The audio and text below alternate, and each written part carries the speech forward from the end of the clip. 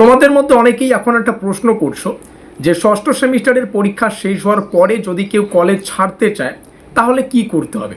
3 বছর কোর্স, অর্থাৎ কেউ যদি ষষ্ঠ সেমিস্টারের পরীক্ষা শেষ করার পরে সে ভাবনা চিন্তা করে আমি আর কলেজ পড়বো না, তাহলে সে কলেজটা কিভাবে ছাড়বে। কারণ এখন 4 বছরের ডিগ্রি রয়েছে, সেই অপশনটা ছাড়ার জন্য ইউনিভার্সিটি আমাদের একটা অপশন দেয়, যেই অপশনটাকে বলা হয় এক্সিট অপশন। তো আজকের এই ভিডিওটিতে আমরা এই এক্সিট অপশন বলতে আসলে কি বোঝায় সেটা বুঝবো। এটা নেওয়ার জন্য কি আলাদা করে ফর্ম ফিল আপ করতে হয় সেটাও আলোচনা করব। আর অনেকেই ভাবছো এটা নেওয়া কি বাধ্যতামূলক নাকি নিজের ইচ্ছার উপর নির্ভর করে। নমস্কার বন্ধুরা, তোমরা দেখছো study care WB YouTube channel. আজকের এই ভিডিওতে আমরা আলোচনা করব 4 বছরের আন্ডার গ্র্যাজুয়েশন কোর্সের অধীনে ষষ্ঠ সেমিস্টারের ছাত্রছাত্রীদের জন্য খুব গুরুত্বপূর্ণ একটা বিষয় নিয়ে, আর সেটি হচ্ছে এক্সিট অপশন। যেমনটা শুরুতেই বলেছি, আমরা 4 বছরের আন্ডার গ্র্যাজুয়েশন কোর্সের আওতায় রয়েছি, যেখানে 4 বছরের টোটাল 8টা সেমিস্টারে আমাদের কোর্স পরিপূর্ণ হচ্ছে। কিন্তু প্রত্যেক বছরের কিন্তু একটা ডিগ্রি কলেজ থেকে দেওয়া হয়। কেউ যদি মনে করো আমি 1 বছর পড়ে কলেজ ছেড়ে দেবো, সেও একটা সার্টিফিকেট পাবে। 2 বছর পড়ে ছেড়ে দেবো, সেও একটা সার্টিফিকেট পাবে। কিন্তু 3 বছরে একটা ন্যূনতম মান থাকে, যেখানে ষষ্ঠ সেমিস্টারের পরীক্ষা দিয়ে তুমি কিন্তু কলেজ ছাড়তে পারবে। আর সেটাই ইউনিভার্সিটি আমাদের দেয় এক্সিট অপশন বলে। সম্প্রতি বাঁকুড়া ইউনিভার্সিটির অফিসিয়াল নোটিশে দেখা গিয়েছে ষষ্ঠ সেমিস্টারের ছাত্রছাত্রীদের জন্য এক্সিট অপশন কিন্তু চালু করা হয়েছে। আর এই নোটিশ প্রকাশ হওয়ার পরে অনেক ছাত্রছাত্রীর মনে প্রশ্ন তৈরি হয়েছে, এক্সিট অপশন আসলে কি, এটা কেন দেওয়া হচ্ছে, এটা নেওয়া বাধ্যতামূলক নাকি অপশনাল, আর ফর্ম ফিল আপের সময় ছাত্রছাত্রীদের কি করতে হবে। তাই আজকের এই ভিডিওতে আমি পুরো বিষয়টা একদম সহজ সরল ভাষায় বুঝিয়ে দেব।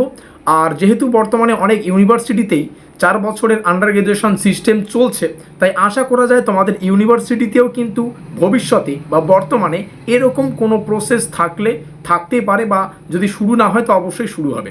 তাই ভিডিওটি তোমাদের প্রত্যেকের জন্য অত্যন্ত গুরুত্বপূর্ণ। ভিডিওটিকে শেষ পর্যন্ত অতি অবশ্যই দেখো। প্রথমেই খুব সহজ ভাষায় এই এক্সিট অপশনের মানেটাকে বুঝে নাও।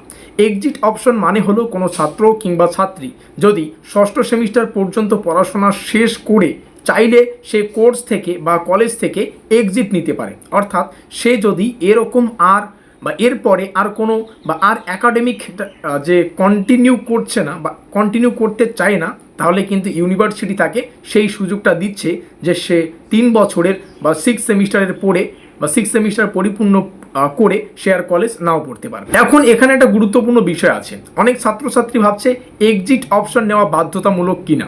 সাধারণত এই ধরনের এক্সিট অপশন অপশনাল হয়, মানে তোমার ইচ্ছা, তুমি চাইলে 3 বছর অর্থাৎ 6 সেমিস্টার পড়ে শেষ করতে পারবে, কিন্তু পরবর্তী সেমিস্টারে পড়ার জন্য তোমাকে কিছু নিয়ম নীতি মানতে হবে। যেমন পার্সেন্টেজের গল্প রয়েছে, ব্যাকলগ থাকা চলবে না, তবেই তুমি 4 বছরের ডিগ্রি কোর্সটা কমপ্লিট করতে পারবে।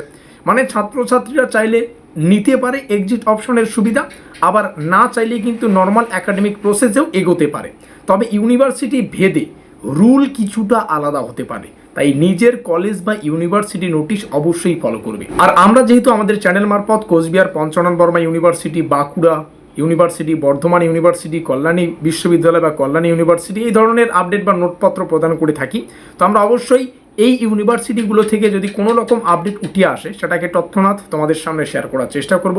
খুব ভালো হবে যদি আমাদের চ্যানেলটিকে সাবস্ক্রাইব করে দিয়ে আমাদের পরিবারের সদস্য হয়ে নাও, যাতে করে প্রত্যেকটা আপডেট সবার আগে পেতে পারো। সম্প্রতি বাঁকুড়া ইউনিভার্সিটির যে নোটিশ উঠে এসেছে সেখানে দেখা গেছে বা সেখানে বলা হয়েছে যারা এক্সিট অপশন নিতে চায় তাদের একটা ফর্ম ফিল আপ করতে হবে, বা ফর্ম ফিল আপের সময় একটা ডিক্লারেশন ফর্ম সাবমিট করতে হবে। ফর্ম ফিল আপ তো করতেই হবে, তার পাশাপাশি একটা ডিক্লারেশন ফর্ম কিন্তু সাবমিট করতে হবে। সহজ ভাষায় এটা একটা কনসেন্ট ফর্ম বলতে পারো, যেখানে ছাত্রছাত্রীর অফিসিয়ালি জানাবে যে সে কোয়াইট করতে চায় বা সে এক্সিস্ট করতে চায়। ঠিক আছে, সে নিজেই জানাচ্ছে আমি আর কলেজটা কন্টিনিউ করব না, আমি 3 বছরের ষষ্ঠ সেমিস্টার পড়ে কলেজটাকে মানে ছাড়ছি আর কি, সেটা সে নিজে সেখানে কিন্তু অফিসিয়ালি সেটাকে লিখে জানাবে।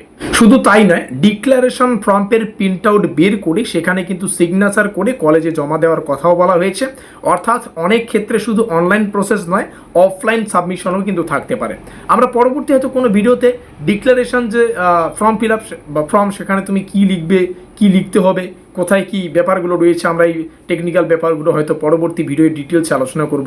এখন আমি তোমাদের অবশ্যই একটা গুরুত্বপূর্ণ অ্যাডভাইস দিতে চাই, কারণ কোনো কিছু করার আগে বা কোনো কিছু না বুঝে তাড়াহুড়ো করে এক্সিট অপশন নিও না। আর এখনও তো অনেক সময় রয়েছে যদিও, কারণ এই সিদ্ধান্ত ভবিষ্যতে আমার হায়ার স্টাডি বা একাডেমিক কেরিয়ারের উপর প্রভাব ফেলতে পারে। আমরা পরবর্তী আর একটা সেপারেট ভিডিওতে ডিটেলসে আলোচনা করার চেষ্টা করব যে 3 বছরের যে 6 সেমিস্টার পর্যন্ত 3 বছরের যে ডিগ্রি সেটা নেওয়ার পরে আমরা কোনো অ্যাকচুয়ালি কি এটা আমাদের ডিগ্রিটা কার্যকরী হবে নাকি আমরা কোনো সুযোগ সুবিধা থেকে বাদ পড়বো, সেটা আমরা পরবর্তীতে আলোচনা করব। আর যেমনটা তোমাদের শুরুতেই বললাম, সব ইউনিভার্সিটির রুল একরকম নাও হতে পারে, তাই আমরা এখানে যে তথ্যগুলো আলোচনা করছি সেগুলো একটি অফিসিয়াল ইউনিভার্সিটির নোটিশ এর ভিত্তিতে বোঝানোর চেষ্টা করছি।